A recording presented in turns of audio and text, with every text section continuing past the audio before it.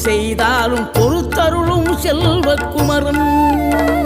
பொய்யான மயிலேறவும் காட்சி எழியாவும் ஒளி வீசும் தெய்வாம்சமே பொய்யான என் வாழ்க்கை புவி மீது நிலையாக அருள் செய்ய வர வேணுமே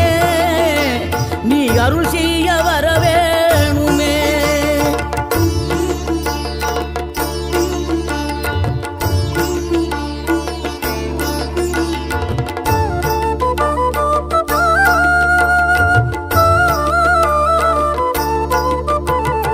இகழ்தலையும் புகழ்தலையும் ஒரு முகமாய் கருதும்படி செவி உரைத்த முத்து குமரன்